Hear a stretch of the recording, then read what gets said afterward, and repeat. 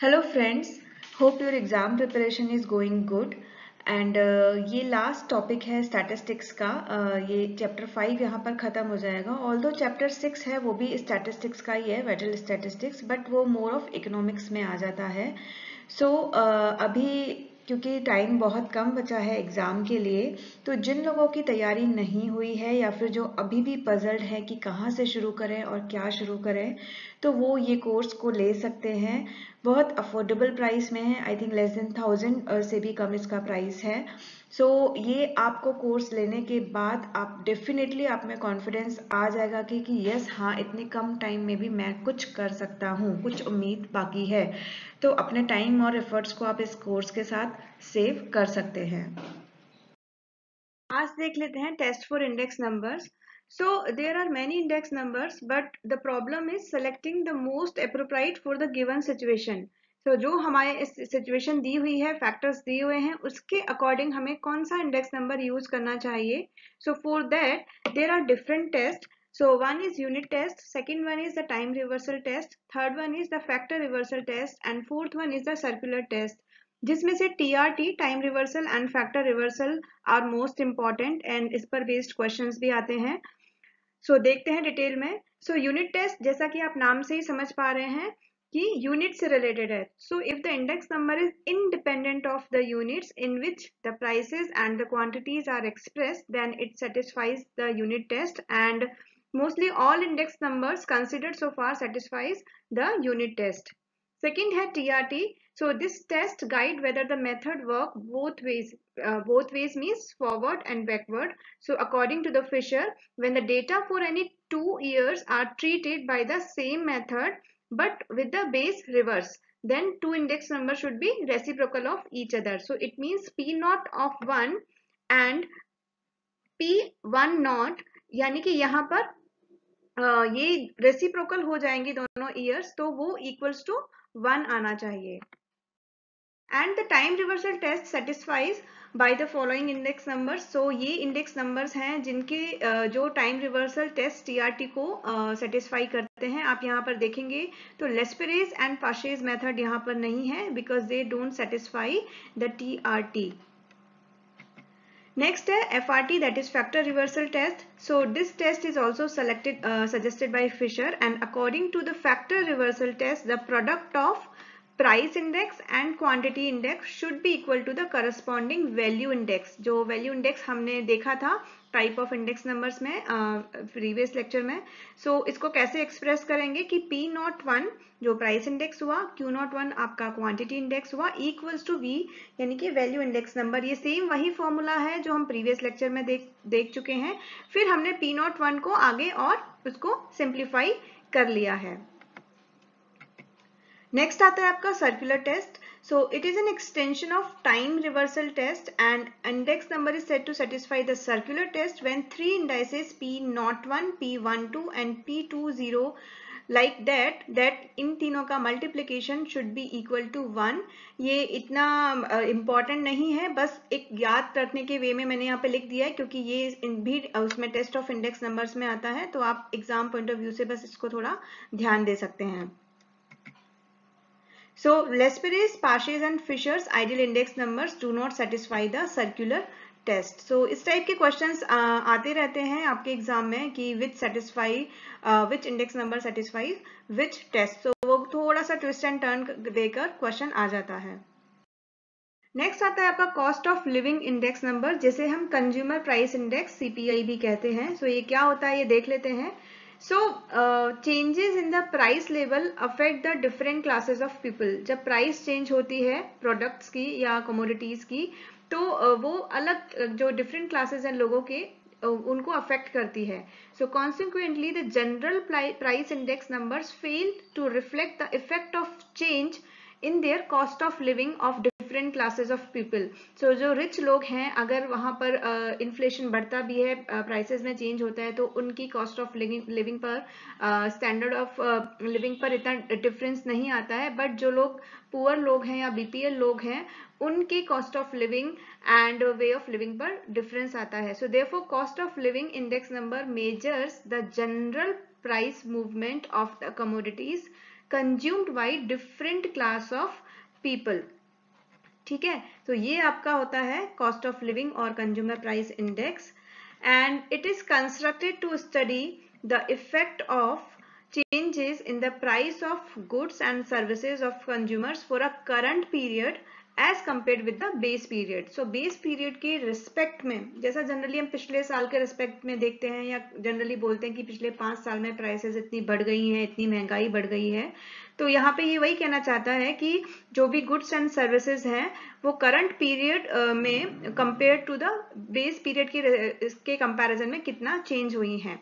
सो वो हम कैसे एक स्टैंडर्ड वे होगा जिसके थ्रू हम ये कैलकुलेट कर पाएंगे। So therefore the cost of living index number measures the average increase in the cost to maintain the same standard of life. तो उसके लिए सीपीआई हमें हेल्प करता है कि हमें कैसे कैलकुलेट करना है।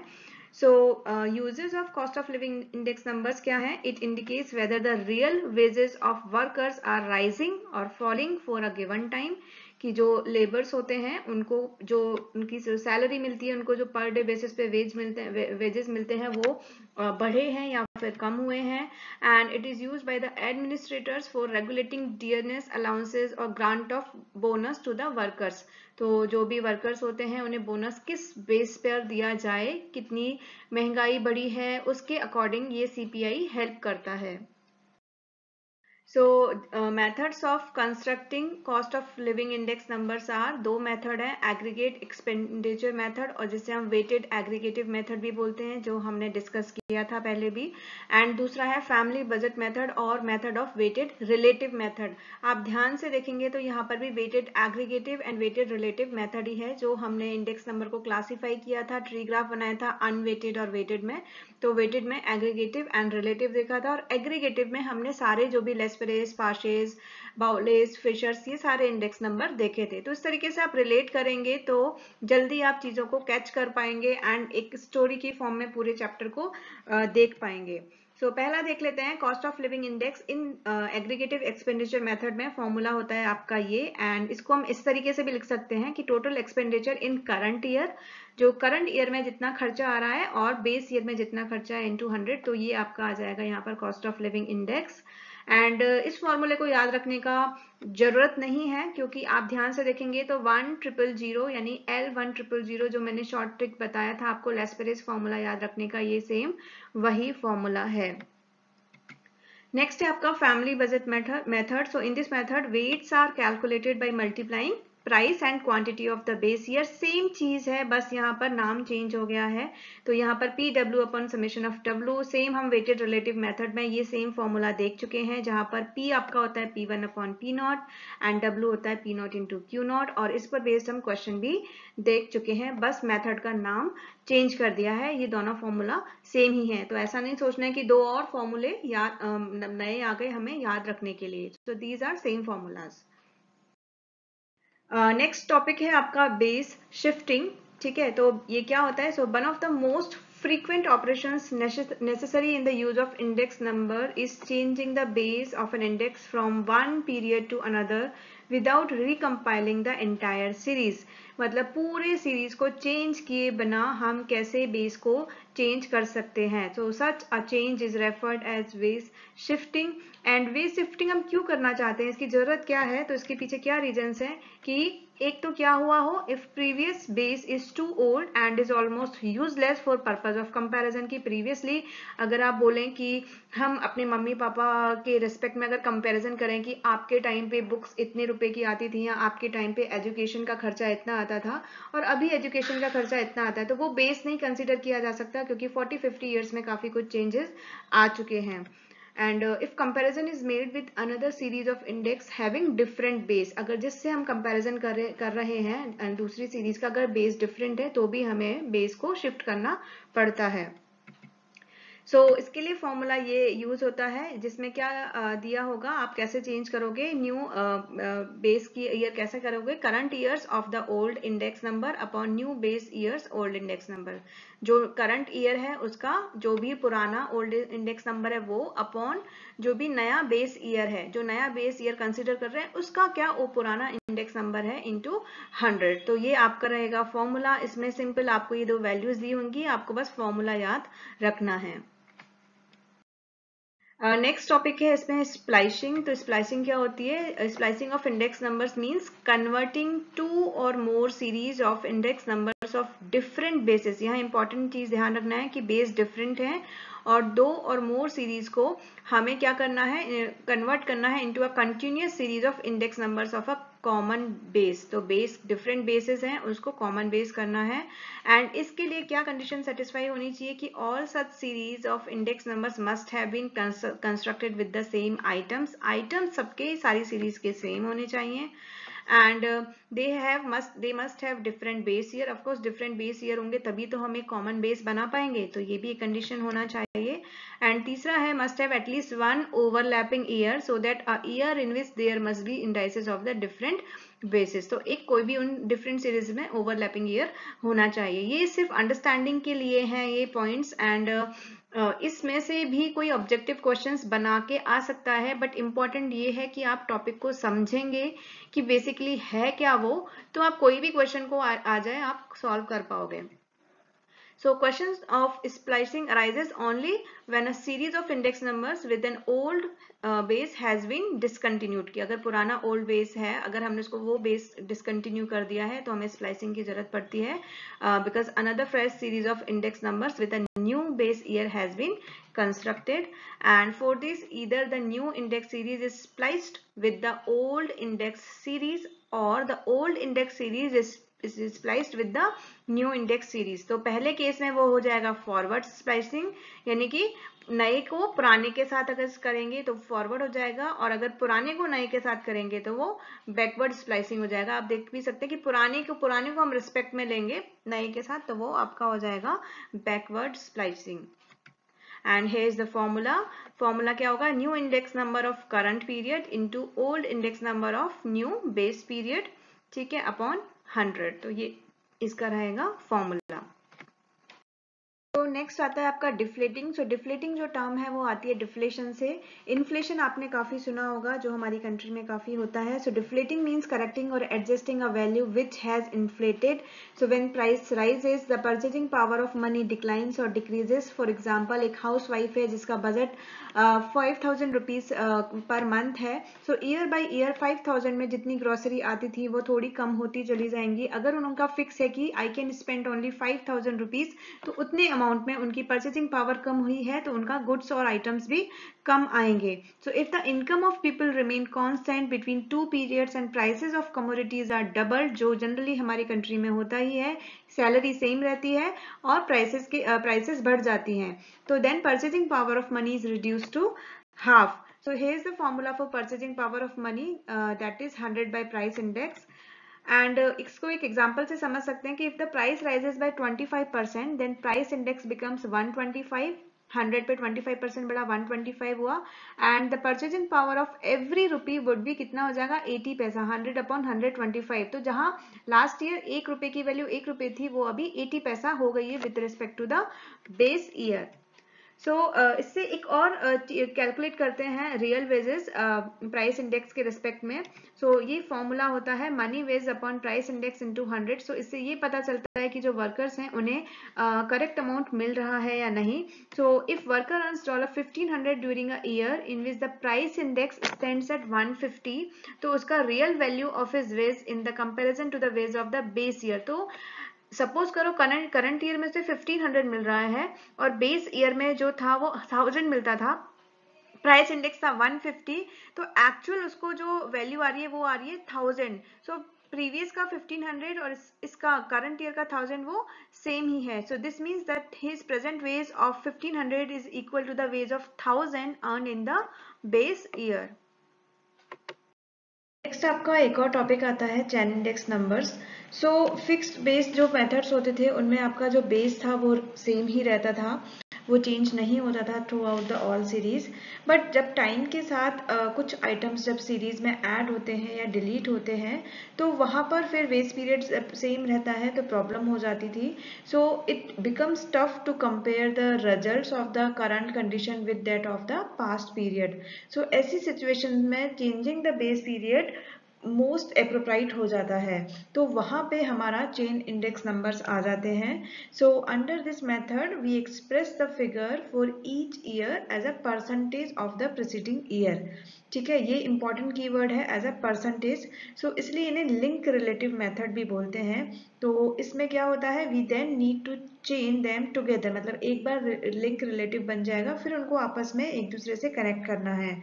So unlike fixed base method, in this method यानी कि in chain index numbers method, the base year changes every year. So like for the year 2001 it will be 2000, for year 2004 it will be 2003 and so on. तो अगर इसके फॉर्मूले की बात करें कि हमें कैसे चेन इंडेक्स नंबर्स को बनाना है, तो सबसे पहले क्या करना है, हमें कैलकुलेट करना है लिंक रिलेटिव मेथड्स को by expressing the figures as the percentage of the preceding year. तो उसके लिए आपका फॉर्मूला होगा ये, यानी price of the current year and price of the previous year, just उसके जो पिछला वाला ईयर होगा वो इनटू 100. तो ये जहां से जो आपका आंसर आएगा, जो डेटा आएगा, वो आपका हो जाएगा link relative of the current year.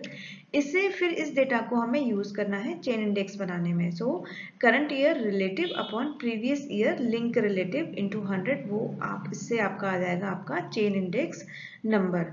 तो जो अगर एग्जाम पॉइंट ऑफ व्यू से अगर ध्यान रखना है, तो इसमें जो बेस पीरियड है वो आपका प्रीवियस ईयर में होता है, और इसको कैलकुलेट करने के लिए एज अ लिंक रिलेटिव, जिसे एज अ परसेंटेज की फॉर्म में हम शो करते हैं. क्वेश्चन अगर देखें तो the property that on changing the unit of measurement of a commodity the index number does not change. अगर यूनिट ऑफ मेजरमेंट चेंज हो रहा है पर इंडेक्स नंबर चेंज नहीं हो रहा है, तो उस प्रॉपर्टी को क्या कहेंगे. इस क्वेश्चन में ये एक टर्म जो है, जो हमने अभी तक नहीं पढ़ी है पूरे चैप्टर में, तो इसलिए ये क्वेश्चन को मैंने ऐड किया है, because we all know the test of equality, homogeneity and proportionality. So commensurability something जो अलग है, तो इसका मतलब हम समझ लेते हैं. So it as a concept originates in the field of geometry, meaning of common measure. If two quantities can be measured in the same units, so it means they are commensurable. तो ये जो property होगी कि unit change ना होने के बाद भी इंडेक्स नंबर चेंज नहीं होता है, तो उसका आंसर, उसके लिए ये वाली प्रॉपर्टी आएगी, और इसे बोलते हैं test of commensurability. So answer C will be your answer. So एक और क्वेश्चन है कि like Fisher's index number formula satisfied which of the following. So unit test, factor reversal test and time reversal test. So generally unit test कोई पढ़ाता नहीं है, और FRT TRT तो फेमस है ही. सो FRT TRT देख के बच्चे ऑप्शन 2 या 3 को सिलेक्ट करने का कोशिश करते हैं. तो लकली यहाँ पे ऑप्शन 2 और 3 ओनली 2 एंड 3 है नहीं. अगर होता तो मोस्टली स्टूडेंट्स वही सिलेक्ट करते. तो यहाँ पे कंफ्यूजन होता है कि 1 आ गया तो 1 होता है या नहीं होता है, तो वो कंफ्यूजन रह जाता है. तो ये भी अगर आपने ये वीडियो लेक्चर पूरा देखा होगा, तो आप समझ गए होंगे कि यूनिट टेस्ट तो बाय डिफॉल्ट सभी फॉलो करते हैं, सारे ही इंडेक्स नंबर्स करते हैं. सो इसका आंसर हो जाएगा आपका सी. एक और क्वेश्चन देख लेते हैं. Formula for Dorbish and Bowley's index number, ये लास्ट ईयर का क्वेश्चन है. तो हमें पता है कि डॉर्बिश एंड बाउले का जो फॉर्मूला है, जो हमें याद रखने की जरूरत नहीं है सिवाय इसके कि ये अरिथमेटिक मीन होता है लैशबेरीज एंड पार्शेस का. तो ये वाला formula will be your answer. एक और क्वेश्चन देखते हैं कि dash test is satisfied both by Fisher's and Kelly's formula to calculate index number. So ये अभी मैंने डिस्कस किया ही है इसके प्रीवियस वाले पार्ट में. सो क्या आएगा इसमें, फैक्टर रिवर्सल टेस्ट FRT है, जो कैलिस एंड फिशर तो करता ही है फैक्टर. अभी अगेन इस वाले अगर क्वेश्चन को अगर आप ध्यान से देखोगे, तो आपने टेस्ट पढ़े हैं, unit test, factor reversal test, time reversal test and circular test. तो अगर सपोज करो आपको कुछ नहीं भी आ पा रहा है आंसर, तो factor and reversal, B and C तो कुछ ऑप्शन होता ही नहीं है. ठीक है, तो B और C तो हमें डालना ही नहीं है, बचे हमारे पास A एंड D. तो दो ऑप्शन आप इस तरीके से आप डिस्कार्ड कर सकते हैं. ठीक है, तो factor reversal and reversal factor, sorry इस क्वेश्चन में D जो है रिवर्सल फैक्टर भी कुछ नहीं होता है. तो ऑप्शन में ही आंसर दिया हुआ है कि इसका FRT will be the answer. So option A will be your answer. Next question है the index number for the base year is. तो ये तो बहुत ही सिंपल है, 100 will be your answer. All values of equal importance are used in calculating an index. The index is called. So यहाँ पे ध्यान क्या देना, equal importance है, तो यानी कि weighted तो आना ही नहीं है. So answer will be your unweighted index होगा वो. In chain based method the base period is, अभी अभी जस्ट पढ़ा ही है, द बेस पीरियड होगा वो क्या होगा, कांस्टेंट नहीं होगा, फिक्स नहीं होगा, वो होगा चेंज्ड होगा, तो वो चेंज होता रहेगा। अ relative obtained by dividing the price in a given year by price in preceding year and expressed as a percentage is called, मैंने जब समझाया था तब भी बोला था कि एज अ परसेंटेज एक कीवर्ड ध्यान रखना है, तो ये देखते ही आप समझ जाओगे कि ये चेन बेस्ड इंडेक्स नंबर्स में हम क्या बनाते हैं, लिंक रिलेटिव्स बनाते हैं। तो इस तरीके के क्वेश्चंस ही आने वाले हैं, एक्सपेक्टेड हैं। तो आप पढ़ेंगे, लेक्चर्स को पढ़ेंगे, ध्यान से सुनेंगे तो सॉल्व कर पाएंगे। Thank you.